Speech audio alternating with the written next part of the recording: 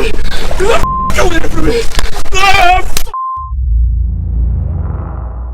The forest is usually quiet, peaceful even. But when you spend enough time out there, you start to notice the moments that don't make sense. The feeling that you're not as alone as you thought. Tonight, we're looking at real encounters from deep in the woods. Moments that turned an ordinary camp into something far more unsettling. First up is Miller from Swamp Valley, a YouTube channel dedicated to real outdoor adventures, bushcraft, and wild camping. Miller heads into the woods to test gear, build shelters, and explore remote landscapes. Whether he's taking on a survival challenge, sharing bushcraft skills, or facing the unexpected in the forest, Swamp Valley brings raw, outdoor experiences straight to the screen. Miller is headed out into the Irish forest to camp out with his friends Carl and Sam. He makes his way through the forest, thinking it is just an ordinary camping trip with his mates. But soon after entering the forest, he notices someone is following him. I don't want to sound like a big pansy. This is really freaking me out. Somebody is actually following me, and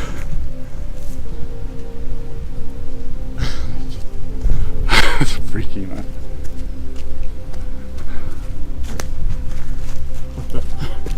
Like,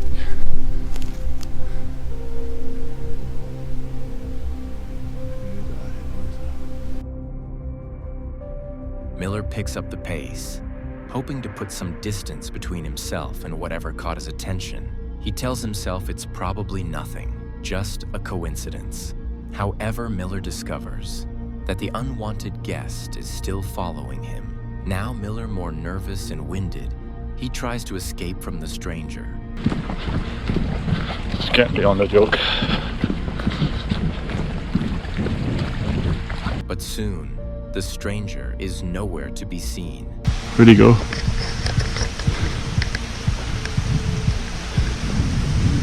Miller figures the stranger might still be in the area, so he decides to hide and wait for him, to maybe find something.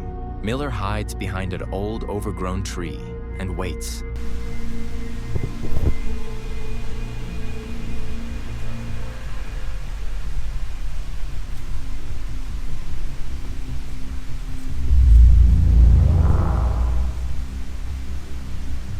Now trailing behind the stranger, Miller decides to follow at a distance, trying to understand what's really going on.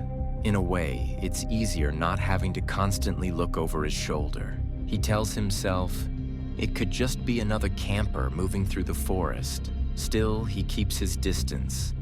Something about the person's behavior doesn't feel quite right, and Miller isn't willing to brush that off just yet. In front of him, I think. Just ask him what the hell he's playing at. Not too worried about him, but at the same time I kinda am. Is he a real psycho?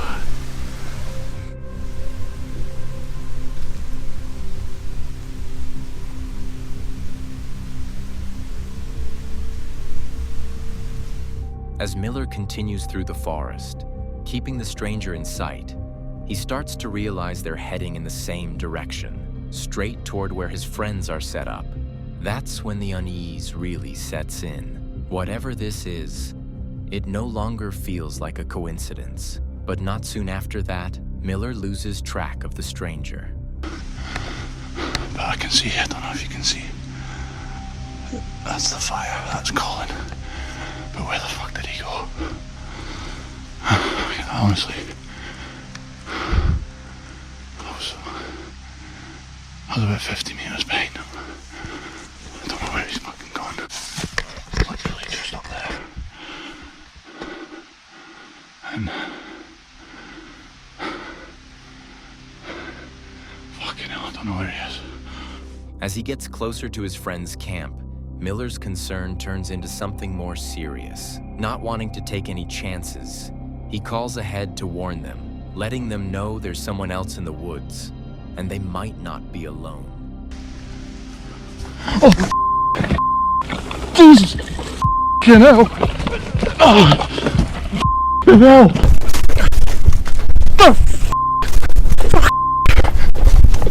Jesus. The video ends abruptly as Miller turns the camera off. We're never told who the stranger was or why he poured that liquid over Miller. And what happened next raises even more questions. Did Miller's friends make it to him in time, or had they not noticed? Up next is Jack from the YouTube channel Welcome to the Woods UK, a channel built around real nights in real forests. From wild camping and late-night hikes to quiet moments that don't always stay quiet. The channel documents what it's actually like spending time off-grid in the UK's woods. No overproduction, no exaggeration, just honest outdoor experiences and whatever the forest decides to reveal. The video opens with Jack returning to the woods after several quiet weekends. He explains that he's been here frequently, keeping an eye out for trespassers and signs of disturbance, like empty bottles left behind. There has reportedly been some mysterious people moving about in the area at night, which is why Jack has stealth cameras set up. Right, believe me, I have not neglected coming in here. I've been in here quite frequently over the last couple of weekends. I did bivvy bag the other side of the woodland. As he walks through the trees, he notices something unsettling. A large footprint in the mud. It doesn't match his own footwear, and it appears unusually big, suggesting someone else has been moving through the area. The discovery visibly rattles him. This is the first solid evidence he's found of another person being here recently. I have found some really bizarre tracks today. This boot print doesn't match my boot print. It does look fairly old, but it is very strange and it's quite big. So it's definitely a man or someone that wears a very, very big shoe.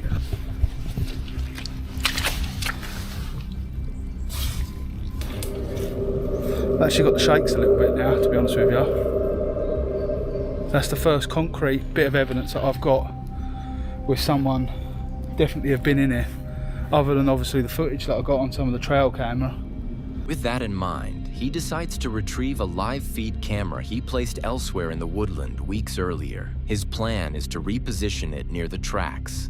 Hopefully, if this is someone that's coming in here poaching or just plain messing around, this camera should hopefully catch them, and it'll catch them whether they take the camera with them. I'll have footage of it on my phone, straight directly to my phone, permitting the signal. Later, Jack moves to a new area of the woodland to camp. He sets himself up quietly and spends time hunting, successfully harvesting 3 wood pigeons to cook later. As night sets in, exhaustion catches up with him, and he settles down to talk about the trespassing. No secret, this bit of woodland has been a bit problematic. I've been camping in different areas of the woodland trying to find out what's been going on with some trespassers we've had some trouble with. There's been some activity on my channel saying some of the viewers are sort of convinced it's some sort of legendary... Jack goes to sleep, but in the middle of night he hears it. I don't know if you'll be able to hear, but...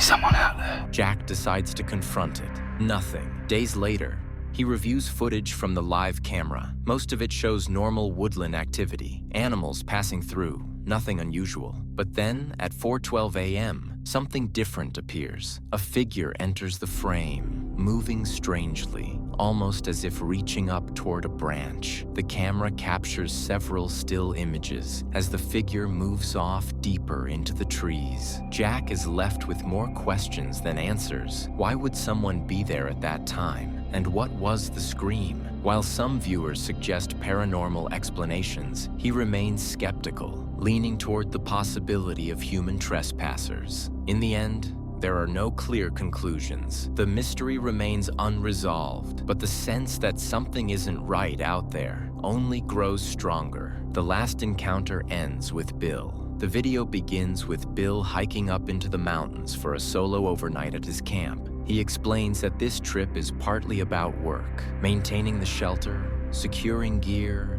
and making small improvements, and partly about spending time alone in a place he knows well. As he moves through the terrain, he stays cautious, carefully crossing logs and watching where he steps, aware that wildlife or unstable ground could be hiding beneath him. Once he reaches camp, he gets to work. He clears fallen trees, tightens and secures his gear loft, and sets up his tarp to be ready for the night. As daylight fades, he builds a fire earlier than usual, not for warmth, but to escape the relentless insects that swarm the camp. The fire works, and the woods finally grow quiet. I've actually got a little bit of daylight left, and usually don't start a fire earlier than I have to, but these nights are bugging the immortal piss out of me. So, I'm gonna go ahead and get a fire and smoke them out. As night settles in, he eats dinner, noting how much food he's packed and carefully stashing the leftovers away from camp to avoid attracting animals. He continues working on the spoon until low light and a slip of the blade cut the session short. Bleeding slightly and tired, he decides to call it a night and get some sleep. Not long after lying down, everything changes. He's jolted awake by a sound he's never heard before. Deep, loud, guttural calls echoing from the ridge behind camp. The calls come in quick succession. Pause, then repeat. They sound deliberate, almost like communication. Whatever made them sounded big. The noise leaves him shaken and wide awake. And I know this might sound sensational or something that, I'm not... I heard like 4 quick, very loud, deep guttural calls on this ridge behind me, behind camp. This is a grown man that is scared, and keep in mind that he had his gun ready to face whatever was out there. Some kind of, I hate to even say it, but a pig, an ape, and the calls almost sounded like how the velociraptors communicate with each other on Jurassic Park. I've never heard anything like that. I got up and got this first thing. I don't know what the hell that was, but it was big. It sounded big. Later in the night, he wakes again. This time, it sounds like something, or more than one thing, is circling his camp, moving along the perimeter. He hears movement, stops breathing, and listens closely. At one point, he gets out of his shelter to investigate, retrieving his firearm and camera, standing still in the dark as sounds approach from different directions. Whatever it is, it sounded like there was 2 or 3 of them, and it started on the other side of my camp.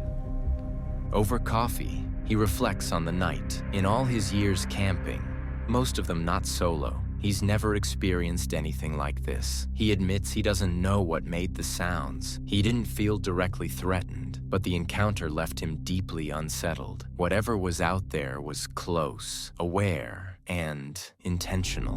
What actually happened outside the tent remains unclear. Some viewers even pointed out that when he swept the area with his flashlight, what looked like humanoid eyes briefly reflected back from the darkness. With daylight back and responsibilities waiting, he packs up camp and heads back toward civilization, still unsure of what he heard, but certain the night was unlike any other he's spent in the mountains.